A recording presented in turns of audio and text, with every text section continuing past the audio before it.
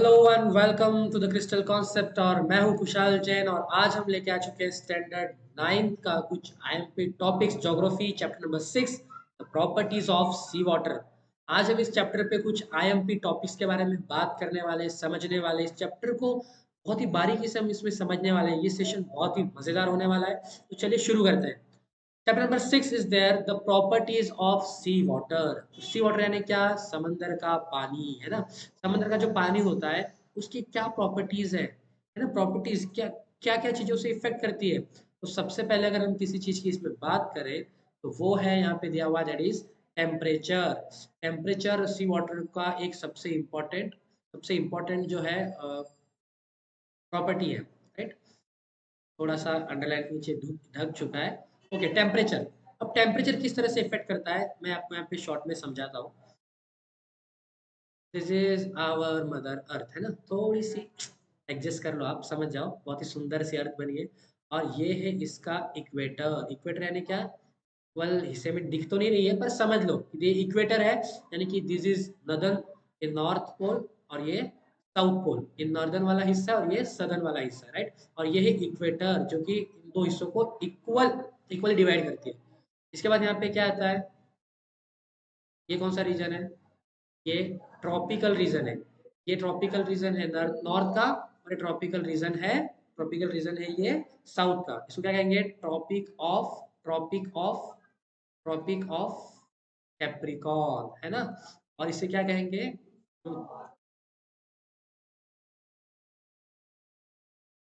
है ना। और ये होती है ट्रॉपिक ऑफ कैंसर, ठीक है। अब देखिए, सी वाटर जो है पूरे अर्थ में फैला हुआ है, राइट। अब सन जो है, सन यहाँ पे है, वो इक्वेटर के सबसे ज्यादा करीब है, राइट। या फिर उसकी सनलाइट जो है वो इक्वेटर पे बहुत अच्छे से पहुंचती है। तो यहाँ का जो पानी होगा वो ज्यादा हॉट होगा कंपैरेटिव टू ये जो पोल दिया हुआ है। पोल्स तक भी सनलाइट पहुंचेगी, पर कैसी? बहुत कम मात्रा में, इसलिए यहाँ पे बर्फ होता है ना। यहाँ पे आर्टिक है और यहाँ पे एंटार्क्टिक है। यानी कि सी वाटर पूरे अर्थ में फैला हुआ है, पर इक्वेटर के पास वो ज्यादा गर्म है। जैसे जैसे नॉर्थ की तरफ जाएंगे वैसे वैसे टेम्परेचर कम होता जाएगा। जैसे जैसे साउथ की तरफ जाएंगे वैसे वैसे टेम्परेचर कम होता जाएगा। एक बार बहुत ही अच्छे से यहाँ पे मैं अलग से वापस से एक्सप्लेन करता हूँ, आपको समझ में आ जाएगा। ये इक्वेटर है, ये सन है। सन की लाइट जो है वो इक्वेटर से एकदम परपेंडिकुलर है, इसलिए यहाँ का जो वाटर होगा वो हॉट होगा compare to north and south. तो ये आपको समझ में आ गया कि सी वाटर की सबसे पहली प्रॉपर्टी है टेम्परेचर। टेम्परेचर क्यों? Because of its location. जैसे जैसे लोकेशन बदलेगी पानी का टेम्परेचर भी बदलता जाएगा। जैसे जैसे हम नॉर्थ की तरफ जाएंगे पानी का टेम्परेचर कम होता जाएगा। जैसे जैसे हम साउथ की तरफ जाएंगे पानी का टेम्परेचर कम होता जाएगा। और एट द एंड साउथ में और नॉर्थ में कंप्लीटली आइस बन जाएगा, है ना।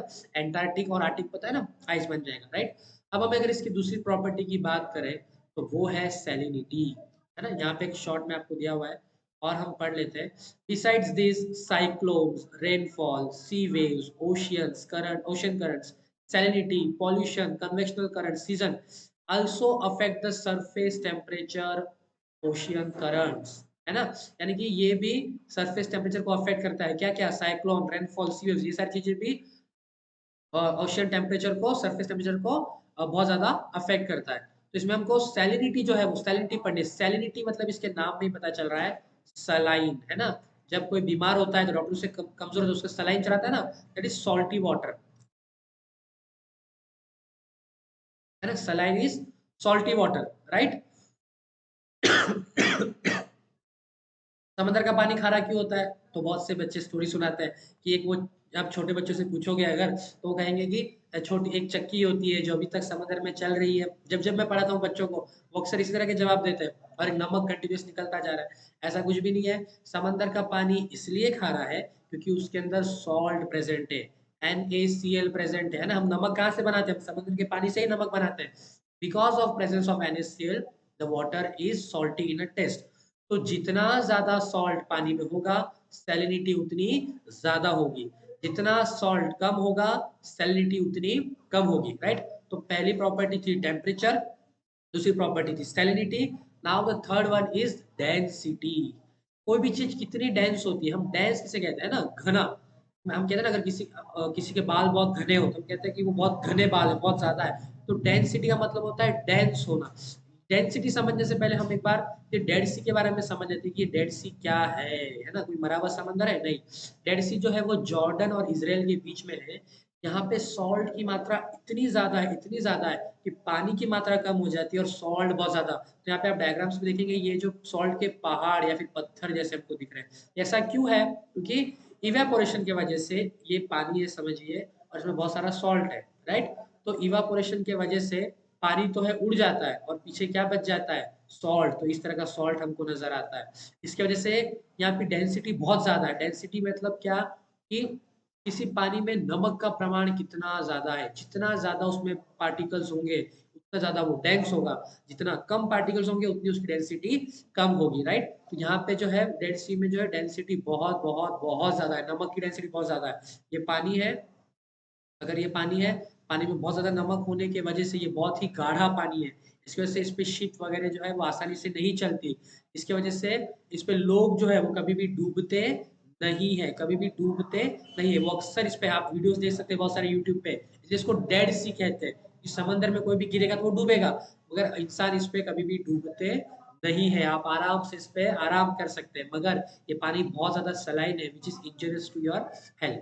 Density as I explained, density यानी कि जितना ज़्यादा सॉल्ट की मात्रा प्रोपोर्शन पानी में ज़्यादा होगा उतनी डेंसिटी ज़्यादा और जितना कम होगा उतनी डेंसिटी कम। तो 3 प्रॉपर्टी हम पढ़ चुके हैं। सबसे पहली प्रॉपर्टी हमने पढ़ी दैट इज़ टेम्परेचर, दूसरी हमने पढ़ी सैलिनिटी, सैलिनिटी का मतलब नमक की प्रमाण, और थर्ड हमने पढ़ी डेंसिटी। तो this complete chapter was based on these 3 properties, temperature, salinity and density. As I told you earlier कि हम इस सेशन को इसलिए नहीं कर रहे कि आपको सिर्फ एग्जाम में मार्क्स गेन करने हैं, हम इसलिए कर रहे हैं क्योंकि हमें नॉलेज गेन करना है। ज्योग्राफी बोरिंग इसलिए लगता है क्योंकि हम सिर्फ इसे याद करते हैं, रट्टा करते हैं एग्जाम्स के पर्सपेक्टिव से, पर हमें इस चीज़ों को समझना है। अब इस पुराने मिथ को तोड़ना है और हमें ज्योग्राफी को रटना नहीं है, तो ज्योग्राफी को अच्छे से समझना है। एक बार आप एक्सरसाइज के आंसर्स आपको हमारे जो टेलीग्राम पे जो हमारा ग्रुप है वहाँ पे आप ज्वाइन कर सकते हैं। आपको सारे आंसर्स वहाँ पे प्रोवाइड किए जाएंगे, सारे क्वेश्चन पेपर वहाँ पे प्री अपलोडेड है, तो आप हमसे जरूर जुड़ सकते हैं, जिसकी डिस्क्रिप्शन हमने चैनल में दे दिए। नाउ द इंटरनेशनल डेडलाइन, इस चैप्टर पे मैं आपको एग्जाम पॉइंट व्यू से आपको मैं कहना चाहूंगा कि आप कंप्लीटली एक्सरसाइज पे रिलाई करिए। इस चैप्टर के बीच में से जो है वो ज़्यादा क्वेश्चंस पूछे नहीं जाते।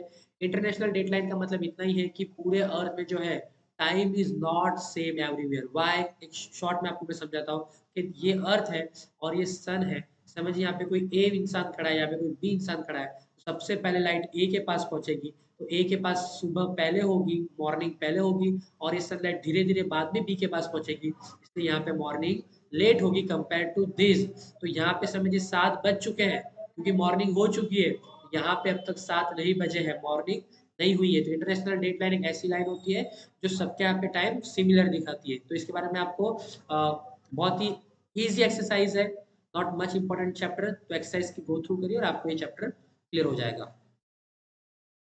Yes, this is one of my favorite and very important chapter, that is introduction to economics, right? Economics से बहुत ही वास्ट टॉपिक है, बहुत ही बड़ा चैप्टर है, बहुत ही वास्ट सब्जेक्ट है। हमको 9th स्टैंडर्ड में इसका सिर्फ, देखिए चैप्टर का नाम ही क्या है, इंट्रोडक्शन। इसका हमको सिर्फ इंट्रोडक्शन दिया गया है कि इकोनॉमिक्स क्या होती है। इकोनॉमिक्स यानी पैसों का व्यवहार। देखिए यहाँ पे अगर आप फर्स्ट पेज पे देखेंगे तो आपके घर का एक टोटल एक्सपेंडिचर, आपके घर पे क्या दिन के खर्चे लगते हैं वो सारा दिया हुआ है। डेली फूड, यहाँ पे आप देखो daily food, buying 2 sets of uniform, school stationery, medical expenditure, ये सारी चीजों का खर्चा यहाँ पे दिया हुआ है। और लास्ट में आपको बताया हुआ है कि टोटल खर्चा होता है 22,550 रुपए, 22,515, राइट? थोड़ा सा आपको इंटरवेशन हो रहा होगा आवाज की वजह से, but let it be focus on our topic. तो हमें घर चलाने के लिए भी अगर हमें सारा हिसाब रखना पड़ता है तो इतना बड़ा देश किस तरह से चलता होगा, उसकी इनकम कहाँ से होती होगी। अभी जो हमको वैक्सीन मिली दैट वाज कम्प्लीटली फ्री, उसका पैसा किसी ने तो चुकाया होगा ना, वो सब हमें कहाँ से मिला, ये सारा पैसा कहाँ से आता है। तो ये सब हमें समझ में आता है इकोनॉमिक्स में, इसलिए हमारे चैप्टर का नाम है इंट्रोडक्शन टू इकोनॉमिक्स। इस चैप्टर पे अगर आपको बहुत ज़्यादा जानकारी चाहिए या फिर इस चैप्टर को समझना है, इस टॉपिक को समझना है, तो आप ज़रूर कमेंट कीजिए। इस पे एक बहुत बड़ा पूरा हम पूरा बहुत बड़ा तो नहीं कह सकता पर पूरा सेशन कवर करेंगे जो आपको अच्छे से समझ में आए और ज़्यादा डिटेल्स मिले। पर अभी हम शॉर्ट में इसके बारे में समझेंगे। इकोनॉमी 3 तरह की होती है और this box is very, very IMP. इसमें आपको पूछा जाता है कि कौन सी इकोनॉमी कौन से कंट्री में आज चल रही है। तो पहली है capitalist, socialist and mixed economy. अब कैपिटलिस्ट के नाम से पता चल रहा है कैपिटल, कैपिटल यानी क्या? कैपिटल यानी रुपया, ना बाप बड़ा ना भैया, सबसे बड़ा रुपया, है ना? तो कैपिटलिस्ट इकोनॉमी यानी कि ऐसी इकोनॉमी जिसमें सब कुछ ऑनरशिप हो, सब कुछ प्राइवेट हो। जैसे कि अमेरिका जैसी country, hospitals private, school private, electricity distribution private, सब कुछ एवरीथिंग इज प्राइवेट। क्योंकि वहाँ के लोग जो है उनकी इनकम इतनी अच्छी होती है कि वो सब कुछ प्राइवेट अफोर्ड कर सकते हैं। For example Germany, Japan, USA, इन जैसे कंट्रीज में कैपिटलिस्ट इकोनॉमी होती है। Now second is a socialist economy. Socialist का मतलब क्या होता है? सामाजिक। सामाजिक यानी क्या? जहाँ पे पब्लिक के बारे में ज्यादा सोचा है, जहाँ पे सोसाइटी के बारे में ज्यादा फोकस किया हो। सोसाइटी यानी क्या? जिस सोसाइटी में आप रहते हैं, नहीं। सोसाइटी यानी समाज, जिसमें हमारे आसपास के लोग, हमारे स्कूल, हमारे घर, हमारे कॉलेजेस, सब कुछ आता है। दैट इज हमारा समाज।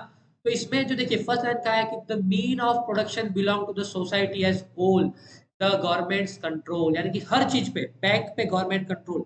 अगर आप बहुत बड़े बिजनेसमैन भी है तो आपके बिजनेस पे गवर्नमेंट का कंट्रोल होगा, इलेक्ट्रिसिटी पे गवर्नमेंट का control, everything is in control of government. इसका मेन क्या होता है? Main aim to achieve social welfare. Social यानी समाज का कल्याण करना। उस तरह से कैपिटलिस्ट में क्या होता है? Main aim is to earn maximum profit. इनको बस प्रॉफिट चाहिए, इनको समाज से कुछ लेना देना नहीं है।